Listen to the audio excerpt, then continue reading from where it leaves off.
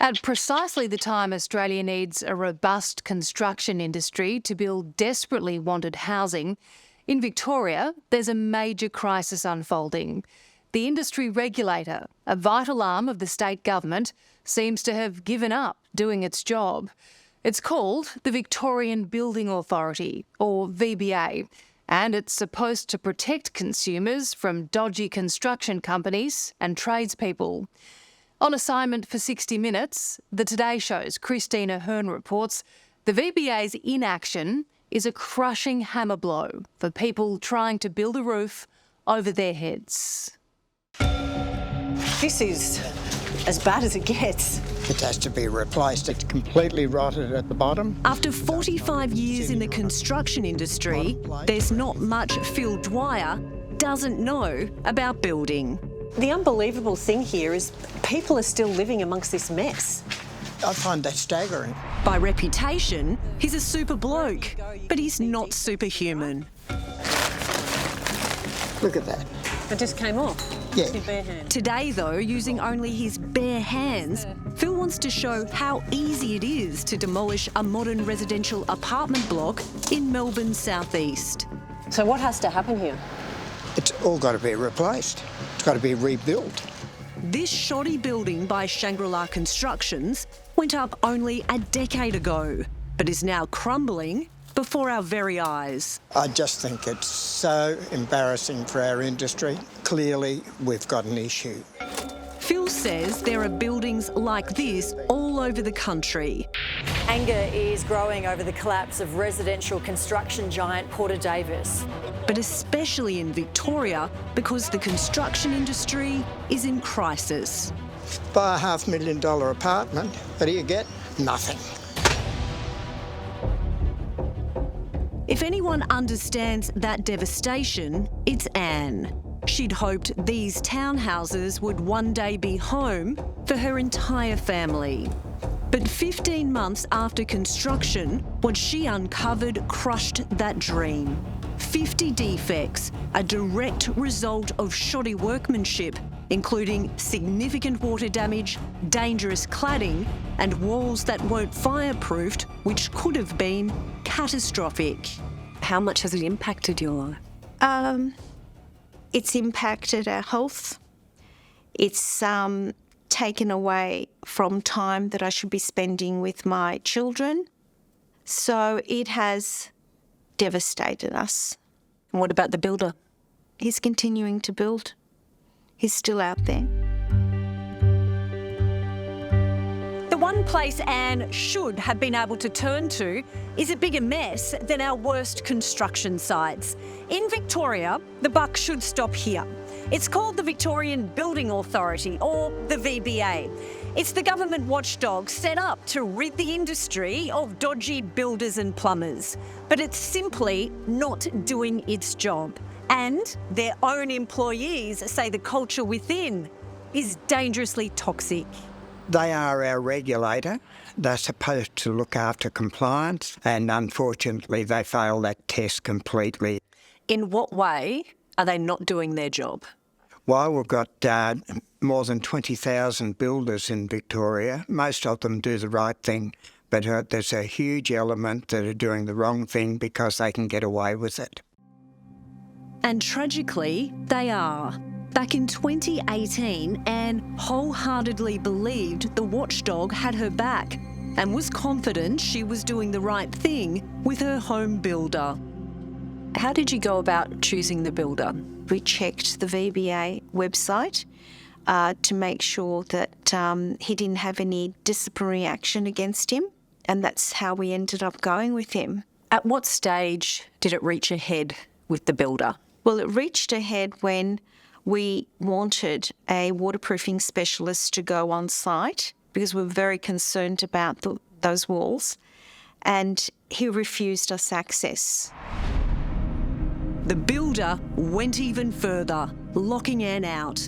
Her only option, terminate the contract to regain access, which made Anne legally responsible for the mess. She went to the VBA for help, but got nothing. I provided evidence to the VBA with photos, everything, but they didn't come out, they didn't do anything. Is it, in your experience, was it worth them even existing, the VBA? I really don't know what their purpose is. It's costing us taxpayers money to keep these people employed, supposedly looking at it, but doing nothing. Do you think if they did their job, you'd be going through this hell? Definitely not. Over 3 years, she lodged 14 complaints with the VBA, but they stonewalled her. And incredibly, in their eyes today, it's a closed case. But Anne is financially and emotionally destroyed. Her life savings are gone. So at this stage, I imagine you think everything is against Everything's, yeah. VBA, nothing is on our side. Nothing. Sorry. you. That's okay.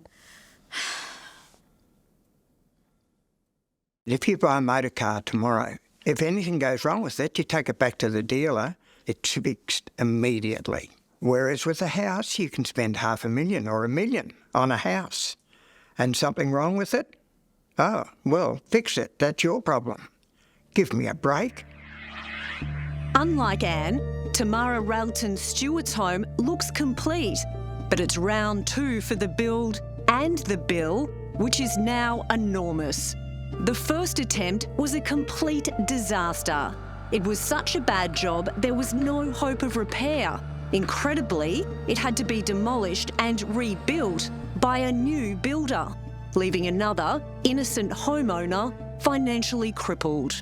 I can still see myself sitting at table signing the sale of contract.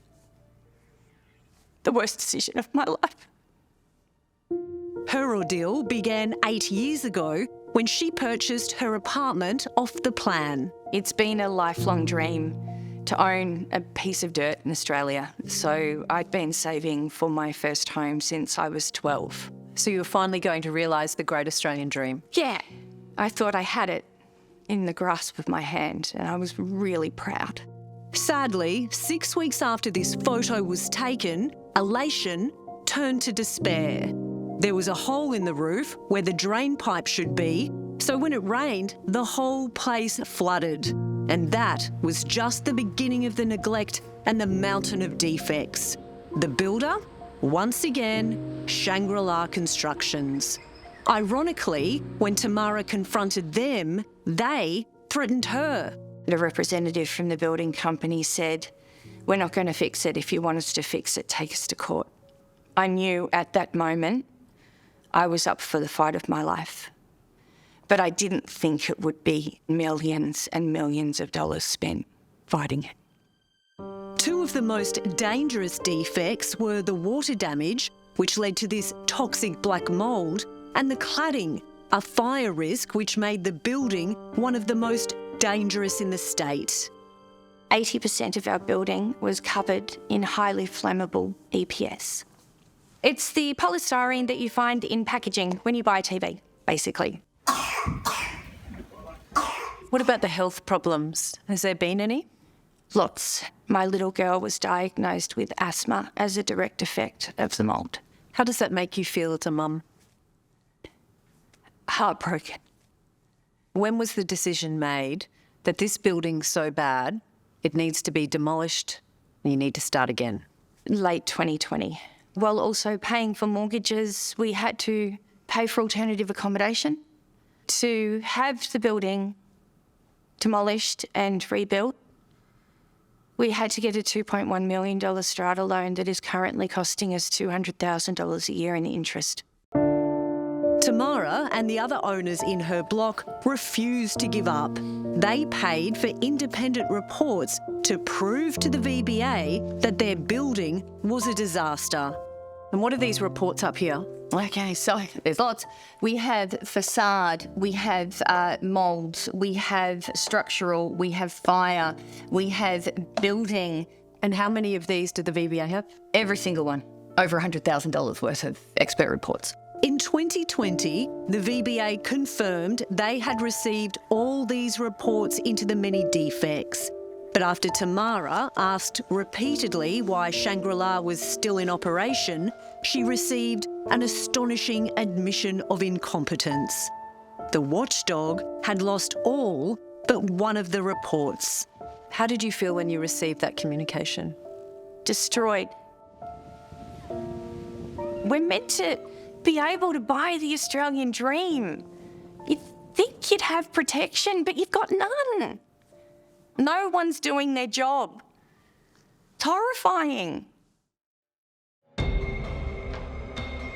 What Tamara now knows, which is horrifying to comprehend, is that her builder has left a trail of destruction all over Melbourne, including at this building. This foam is illegal on this building. Foam burns. It is dangerous on a building like this because you end up with a lot of it. However, at this property, the VBA did eventually act, but it was woefully inadequate.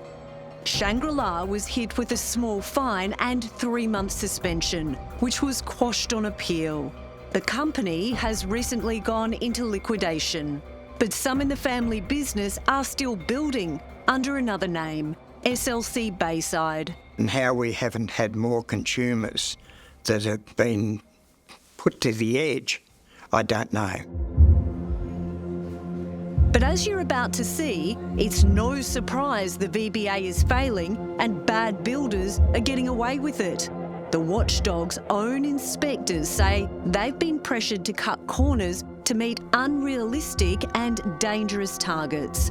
It's a pressure that's had fatal consequences. Are you in any doubt on reflection as to what caused his death?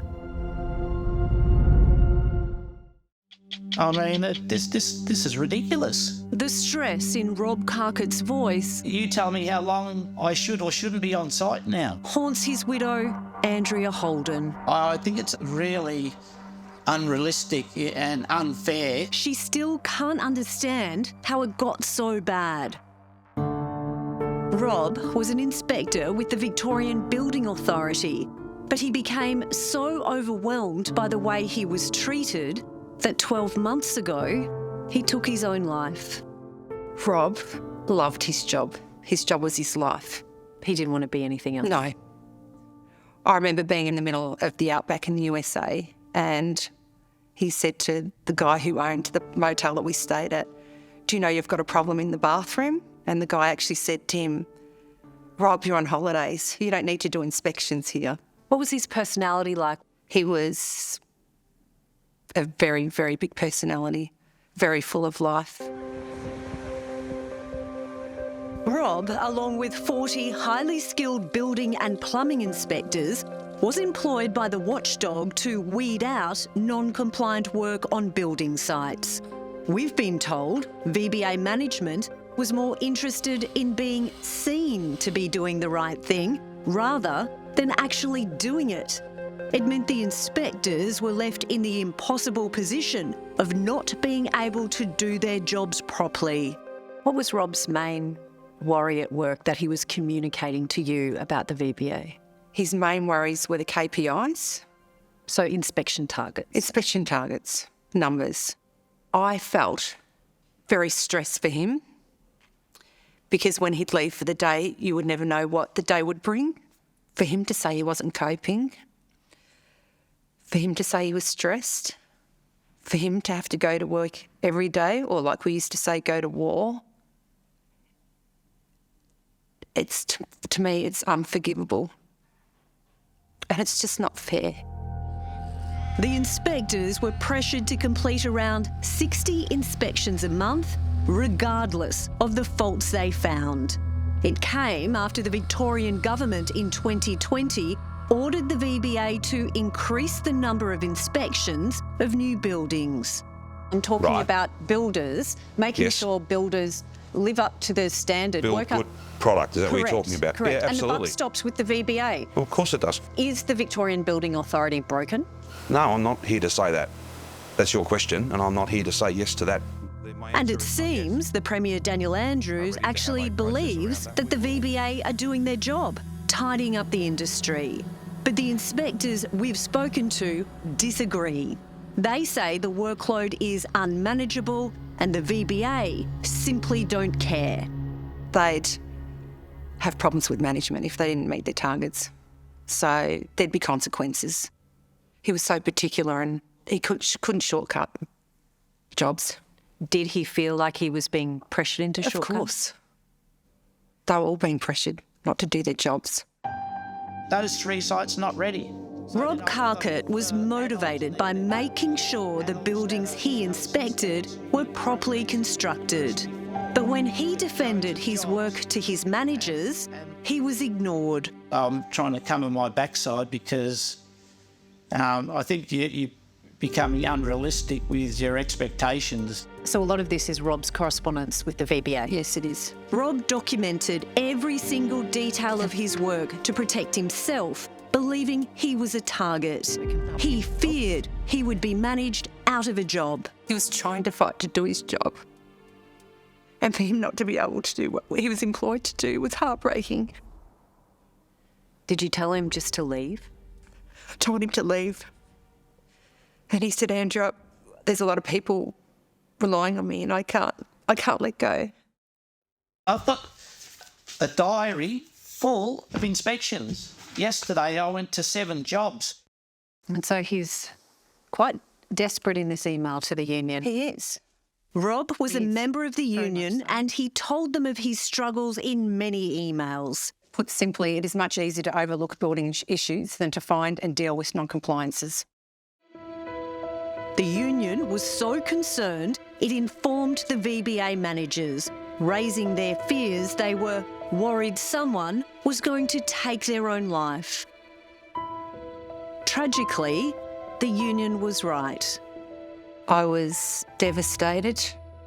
No mental health issues in the past, other than what he had from work.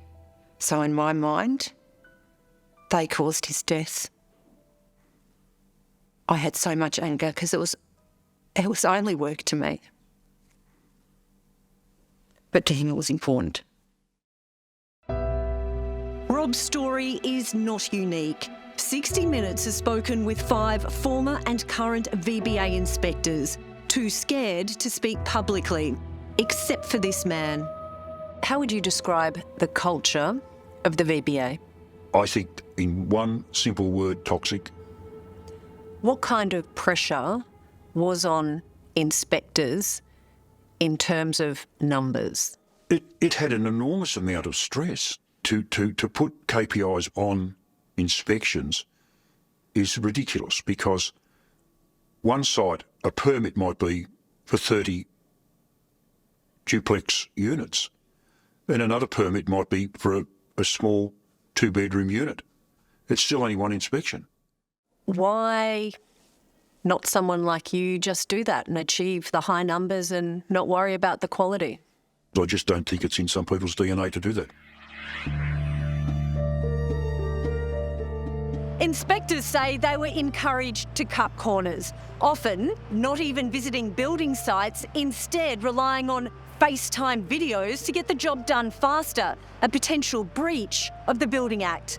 But what happened here at the Royal Children's Hospital was even worse. The VBA sent inspectors here to inspect the plumbing on medical gases, but an investigation found they weren't even qualified to do the job. People of this organisation don't have the same moral fibre that I have, or social conscience. In your mind, is there any doubt as to why Rob took his own life? No, none whatsoever. He was harassed. It's something Premier Daniel Andrews says he is now aware of. But the inspectors claim the government knew about the toxic culture for some time, but failed to act. There was a tragedy at the VBA not long ago, and that exposed some very significant cultural issues there. In if that's February accurate. 2022, was your government not alerted to the fact that there was serious workplace problems within the VBA? Well, are you drawing a link between the tragedy and that brief or report at that point in time? No, I'm simply asking... Oh, sorry, I misunderstood you. I thought your question was drawing that very direct link. I'm simply asking whether the government knew about the workplace problems that were within the VBA and what action that they took before that worker took Well, I his own certainly life. didn't. Hopefully, the Premier will have more luck getting answers out of the VBA than we did. They refused our request for an interview. There are, however, multiple investigations underway looking into their practices. It's small comfort for Andrea, 1 year on from Rob's death. What do you think Rob would want to be done? He would definitely want them to be held accountable. I'm still concerned about people's safety there. Will you keep on fighting? I'll keep fighting, yeah. Hello, I'm Amelia Adams. Thanks for watching 60 Minutes Australia. Subscribe to our channel now for our brand new stories and exclusive clips every week. And don't miss out on our extra minute segments and full episodes of 60 Minutes on 9now.com.au and the 9Now app.